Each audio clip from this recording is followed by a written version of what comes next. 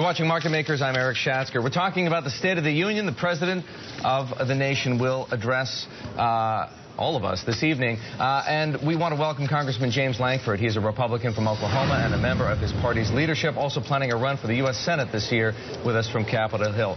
Congressman, thank you very much for taking time out from Bloomberg Television. Thank you. Tell me, please, what could the President say this evening that would encourage you that he's prepared to bridge the divide between Republicans and Democrats and get something done on, say, an issue like immigration?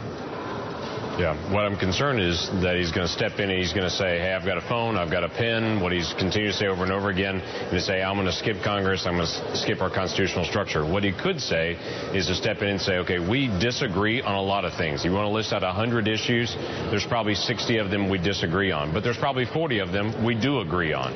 Why don't we just work on those 40 rather than yelling at each other on the 60 things we disagree on?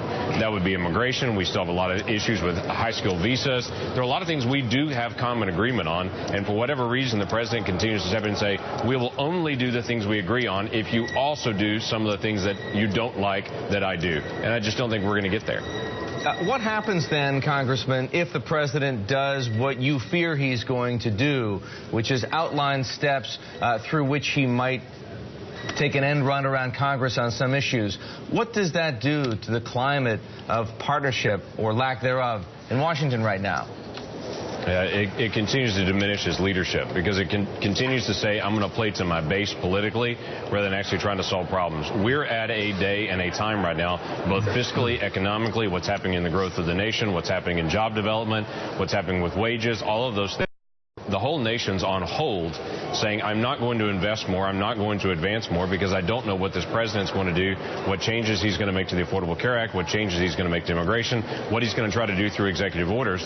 That instability is bad for business. That instability is bad for governance for the future, and it's bad for where we're headed as a presidency. It's not what we were designed to do. We were designed to have a stable economy and a stable system of government where the states had responsibilities, businesses and families had responsibilities. The federal government had a limited role. We did our role and we got out of the way. That's not so anymore.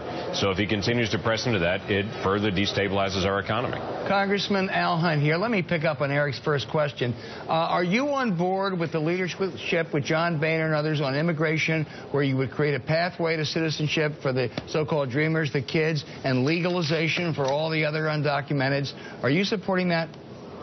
I'm waiting to see what the Speaker Boehner's proposal is. He is scheduled to bring out a proposal to the conference this week so we can get a chance to see it. All of us have heard different comments. None of us have actually seen his proposal. Even at the leadership table, we've not seen that. So I'm looking forward to getting a chance to take a look at it. But I am one of those folks that's saying we should lean into immigration reform.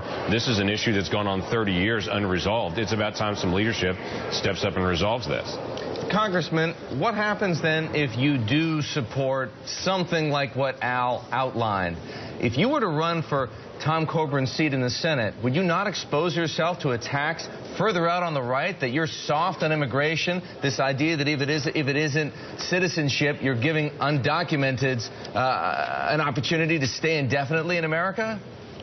Yeah, that's the nature of every Republican primary. Every Republican primary is about who's the most conservative and who's pushing each other back and forth. That's the term that's thrown around and it's constant on it. I've been one to step out and say we've got to lead on immigration. I am not for amnesty. I'm just not. I don't think it's the right path because I don't think it honors the people that have gone through this the appropriate way. A person that's going to step into 11 million people that are here, many of them have here 20, 30 years, and say, all of you are out, go do self-deportation. That's not right. That's not who we are as Americans either. There is a rule of law that should be honored as a rule of law. We've got to find a process to be able to establish that. Well, let's talk debt ceiling. What is your response to Jack Lew? He wrote a letter to Congress last week saying February 7th, we run out of dough.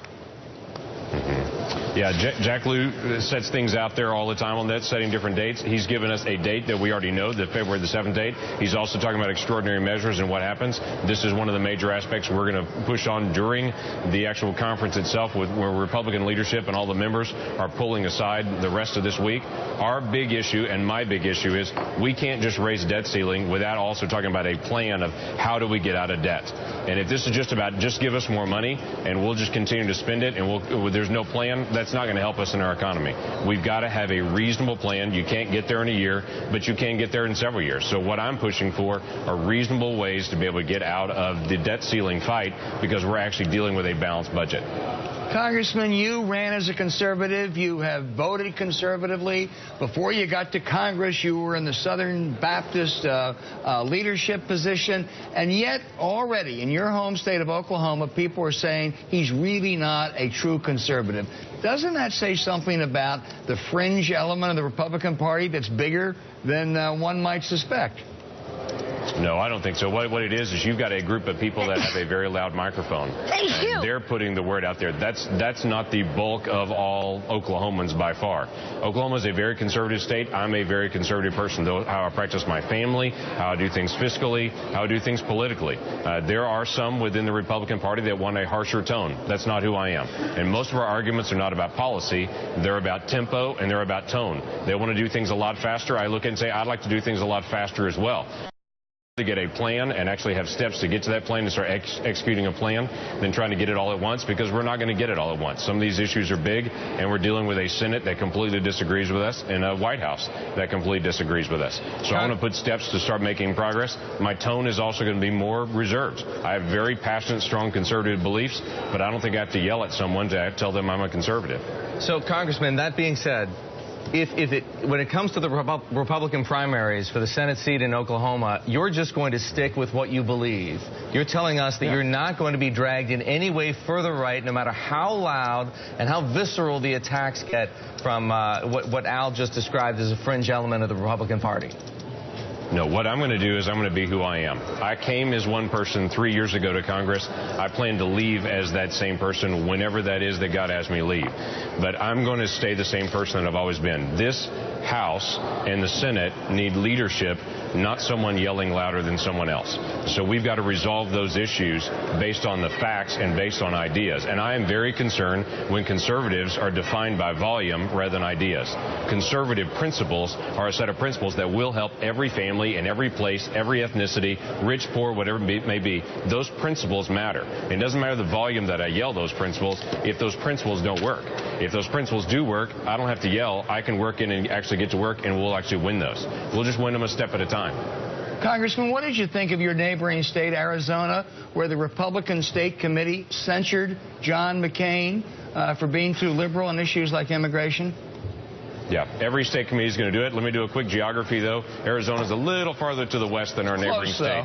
So yeah, we got a little New Mexico in the way there, in between. But yeah, it's a big issue. Every party is going to look at their own people, and again, every group is going to be able to evaluate what they agree or disagree with. But the big issue at the end of the day is and leadership.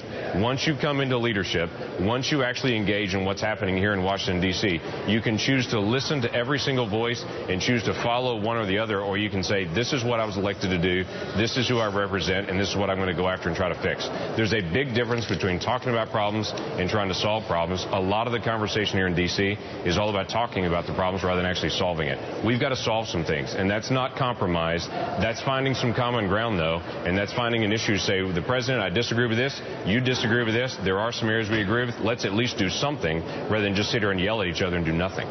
Congressman, thank you very much for your time. Congressman James Lankford is a Republican representative from the state of Oklahoma running for Tom Coburn's seat in the Senate this year, insisting to us that he will not be dragged further to the right or into a shouting match. Yeah,